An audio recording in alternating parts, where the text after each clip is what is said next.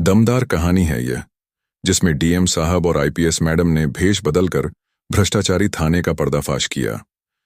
कहानी में जून की झुलसाने वाली गर्मी में हरिहरपुर जिले का चित्रण है, जहां बिजली पानी की किल्लत और प्रशासनिक अनदेखी आम बात थी।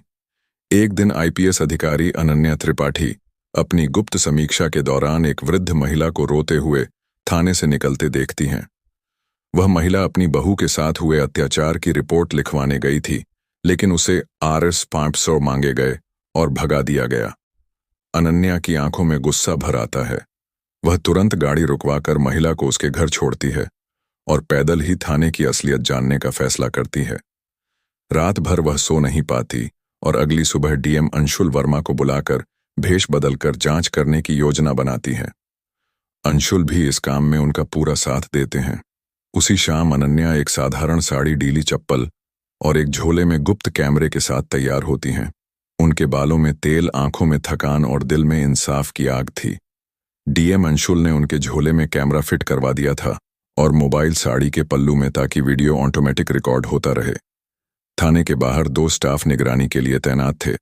अनन्या अब आईपीएस नहीं बल्कि एक आम पीड़िता थी। सुधा देवी की बहन, जो झगड़ा रिपोर्ट करवाने आई थी, वह पैदल ही थाने की ओर निकल पड़ी। रास्ते भर लोग उन्हें अजीब नजरों से देखते रहे। थाने पहुंचते ही उन्होंने लंबी सांस ली और अंदर दाखिल हुई। स्टूल पर बैठे हवलदार ने उन्हें तिरस्कार से देखा और भीख मांगने या किसी को देखने आने का ताना मारा। अनन्या ने अपनी आवाज भर्राकर कहा कि वह अपनी बहन की बहू के साथ हुई मारपीट की रिपोर्ट लिखवाने आई हैं। हवलदार ने Rs 500 की रिश्वत मांगी और पैसे न होने पर भगा दिया।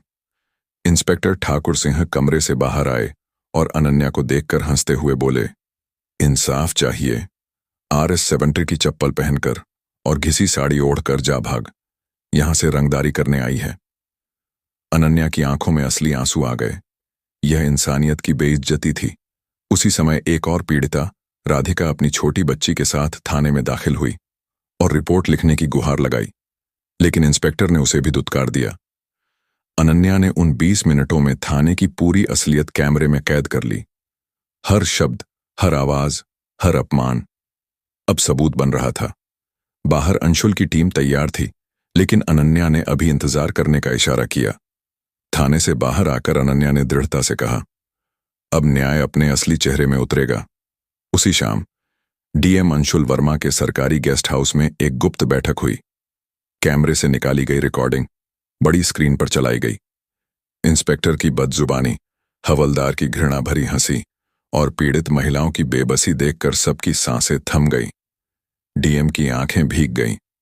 उन्होंने कहा, इससे शर्मनाक कुछ नहीं हो सकता। अनन्या चुप थी। उनका कैमरा ही सब कुछ बयां कर रहा था। अंशुल ने योजना पूछी तो अनन्या ने ठंडे स्वर में कहा कि वे कल प्रेस कॉन्फ्रेंस करेंगे, लेकिन उससे पहले वह एक बार फिर उसी थाने में जाएंगी।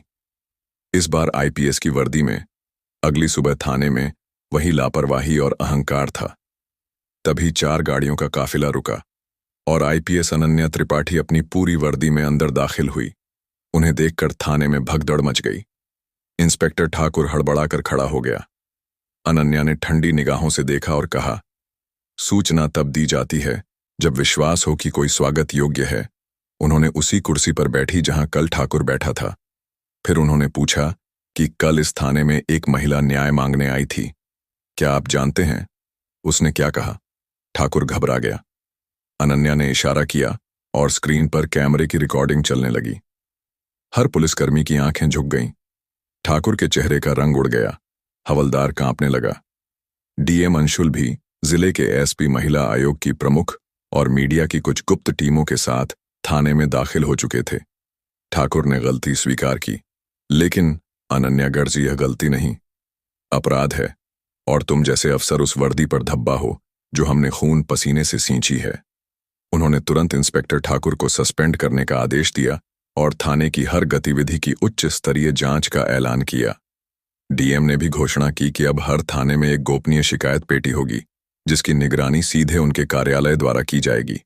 अनन्या ने मीडिया से कहा, यह सिर्फ एक कार्रवाई नहीं, यह उस परिवर्तन की शुरुआत है जिसकी नींव जनता के आंसुओं ने डाली है। अगर थाने पीड़ित की पुकार को मजाक समझें तो सबसे बड़ा अपराध वहीं होता है। अगले दिन हर अखबार और चैनल पर यही खबर थी। आईपीएस और डीएम ने भेष बदलकर खोली थाना व्यवस्था की असलियत। लेकिन अनन्या जानती थी कि यह लड़ाई अभी अधूरी है। उन्होंने एक नई योजना बनाई, जन न्याय अभियान। इसका उद्देश्य था हर जिले में 2 थानों की अचानक गुप्त जांच, पीड़ितों की गुमनाम शिकायतों को सीधा आईपीएस स्तर पर पहुंचाना, और सबसे अहम, हर थाना परिसर में एक साप्ताहिक जन सुनवाई। डीएम अंशुल ने इस अभियान को पूरे जनपद में लागू करने की अनुमति दी और सलाह दी कि जनता को भी साथ लेना होगा। अनन्या ने सहमति जताई और अगले ही दिन जिले की सबसे बड़ी महिला पंचायत का आयोजन किया। सैकड़ों महिलाएं आईं और उन्होंने अपने साथ हुए अत्याचारों की कहानियां सुनाई। अनन्या की आंखों में नमी थी, लेकिन आवाज में आग। उन्होंने कहा, अब ना आप चुप रहेंगी, ना हम। हर आवाज अब दर्ज होगी, चाहे कागज पर हो या कैमरे में। जनता के समर्थन से प्रशासन और सशक्त हो गया। क्या एक ईमानदार अफसर को अपनी जगह छोड़ने के लिए मजबूर किया जा सकता है? इन सवालों ने पूरे जिले के प्रशासन की छवि को खतरे में डाल दिया था। लेकिन ज्योति ने यह लद्दे डिझाई अकेले नहीं, बल्कि पूरे समाज के साथ लद्दे डदहने का संकल्प लिया था। उनके ट्रांसफर के बावजूद उन्होंने एक अलग मोर्चा खोला। मीडिया और जनता को साथ लेकर उन्होंने खुद को कभी भी इस भ्रष्ट व्यवस्था के सामने झुकने नहीं दिया था। और अब उनकी नजरें एक और मिशन पर थीं। इस बार उनका लक्ष्य था उन लोगों को एकजुट करना जिन्होंने भ्रष्टाचार और अपराध के खिलाफ आवाज उठाने का साहस किया था। यह मिशन अब सिर्फ पुलिस का नहीं, बल्कि हर उस नागरिक का था जो सच की ओर झुकाव रखता था। उनके पास अब एक नया अस्तित्व था, एक नया मोर्चा जो जनता को जोड़ने का काम कर रहा था। सत्य प्रहरी अब एक आंदोलन बन चुका था और लोगों का समर्थन लगातार बढ़ रहा था। ज्योति के संदेश ने लोगों में उम्मीद की किरण जगा दी थी।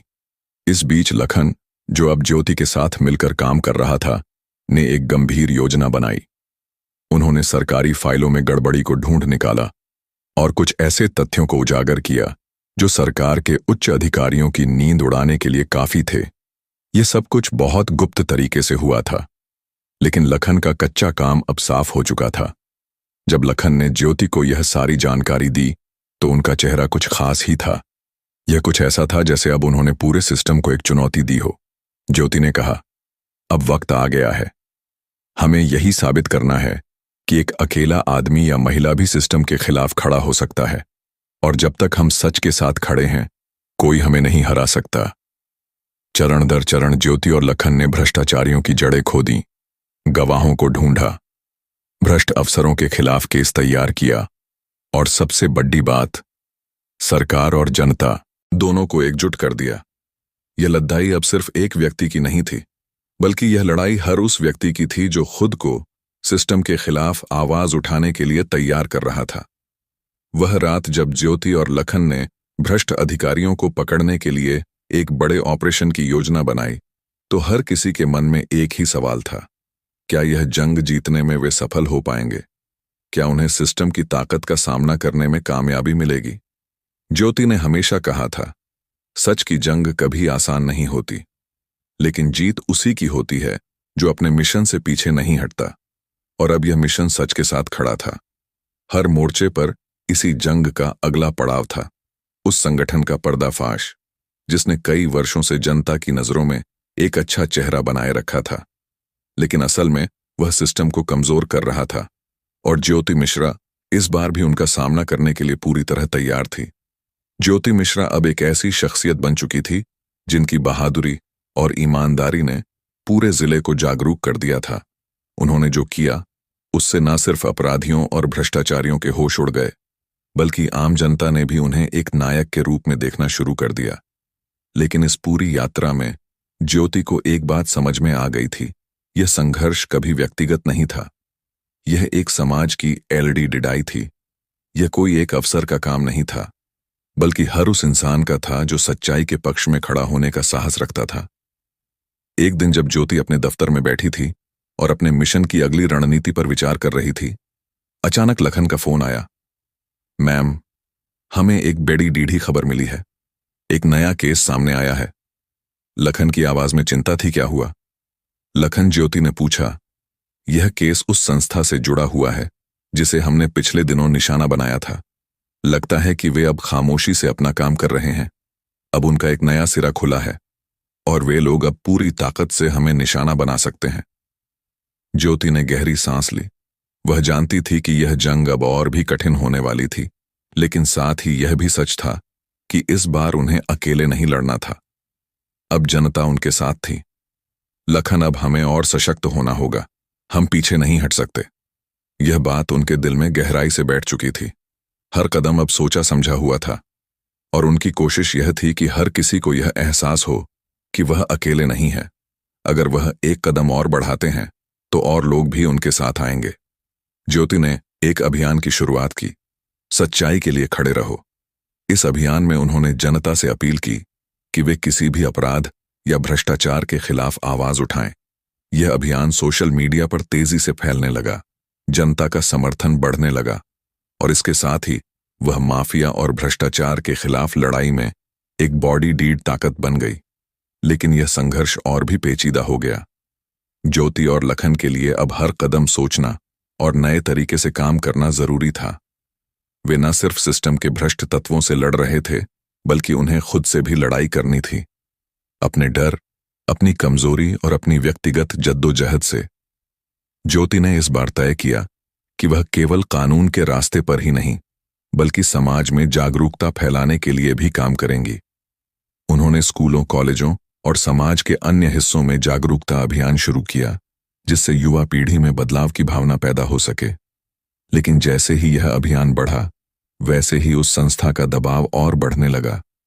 वे अपनी जड़ें खोने से घबराए हुए थे और अब ज्योति और लखन को निशाना बनाने के लिए और भी खतरनाक तरीके अपना रहे थे।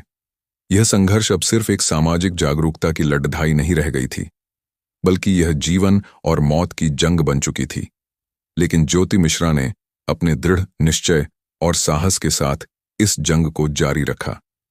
उन्हें अब अपनी आत्मशक्ति पर पूरा भरोसा था और वह जानते थे कि जब तक वे सही रास्ते पर हैं, कोई भी ताकत उन्हें हरा नहीं सकती। यह वह मुद्दा था जब ज्योति मिश्रा और लखन ने खुद को एक ऐसे संघर्ष में पाया जिसमें अब कोई भी कदम पीछे नहीं खींच सकता था।